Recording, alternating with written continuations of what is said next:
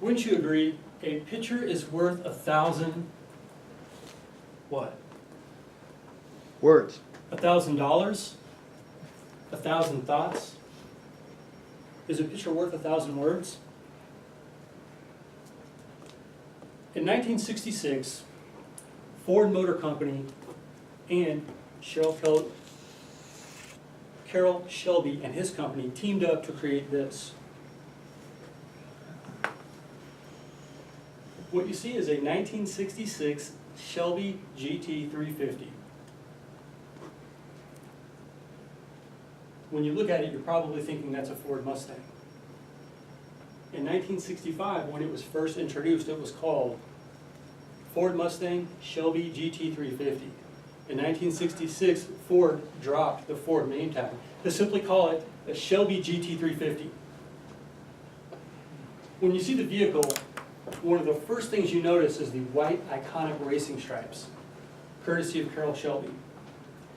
In addition, the vehicle has a fiberglass hood with hood pins, also a functional air scoop, and in the rear, you'll see vents for the rear brakes, also courtesy of Mr. Shelby. Why did Ford create the Shelby GT350? They wanted to compete with Chevrolet in their Corvette.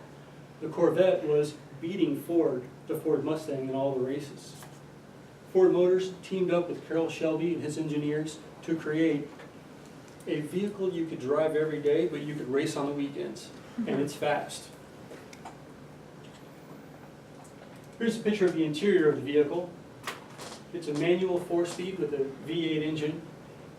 Every authentic, original Shelby GT was signed by Carroll Shelby. He autographed it.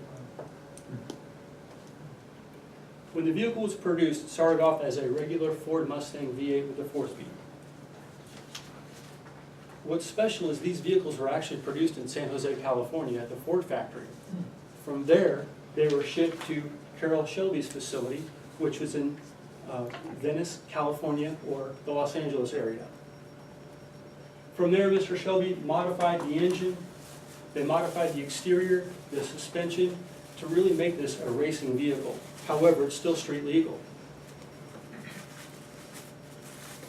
What's special about the 1965 and 1966 Shelby GT350, they're the smallest and lightest vehicles of the GT350 models. They're very sought after and they're very collectible. A vehicle like this goes for a lot of money, depending on where you see it, especially one in this condition. Nice red paint job, white iconic racing stripes, beautiful interior, autographed by Carroll Shelby. What is it worth? A picture can be worth thousands of dollars. This is the undercarriage of the vehicle, specifically the floor pan. You have a driver's side and passenger side floor pan. It was rusted out on this vehicle. Anytime you see a collector vehicle that looks beautiful on the exterior, on the interior, always take a look underneath because you never know what you're going to find. What is a picture worth? This is a photo of the rear of the vehicle, and what's very interesting is when you look at this, you will see there are some newer looking parts and pieces. For example, the muffler is in good shape, it's not rusted out, you can tell it's been replaced. Also check out the shock absorber. Nice color, no rust. The chassis, it has been painted. However, when you look at the lead spring, which is this big spring right here, it's rusted. There's a lot of surface rust on that. The vehicle has been restored, but it has not been fully restored. As you saw that first photo, and now we're on this one here, you'll notice how the thoughts you're coming up with when you see this vehicle, they go up and down like a roller coaster. What is a picture worth?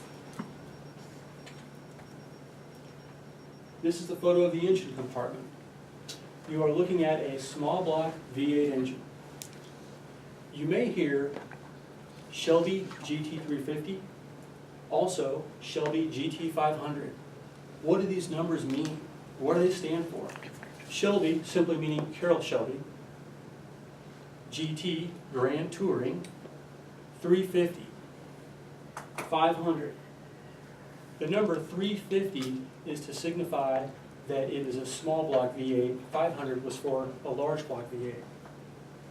It's also been said 350, it's the number of steps Carroll Shelby had to take from his office to his facility where they were restoring the vehicles and making them GT350s. I'll let you be the judge of that.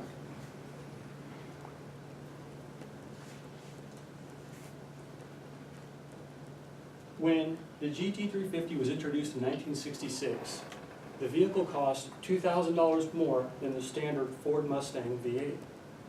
It was only $200 more than the Chevrolet Corvette. It was priced at that perfect place where you could buy a high-performance vehicle that you could race on the weekends and it could keep up with the Corvette.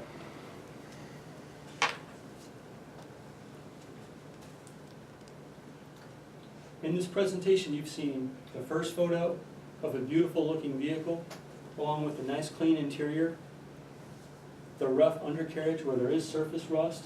It's still functional, it operates in sound condition. However, when you see the rust, you think to yourself, why didn't you restore the entire vehicle? This brings me to my last photo. This is the passenger side, and this also illustrates the styling of the vehicle, where once again you can see the fiberglass hood with the air scoop, racing stripes. Also, you have a better photo of the rear vent for the rear brakes. GT350, letting you know that it is a V8 engine, small block size. So as you see, pictures can tell you a story. But you decide what's the picture worth. Mr. Toastmaster.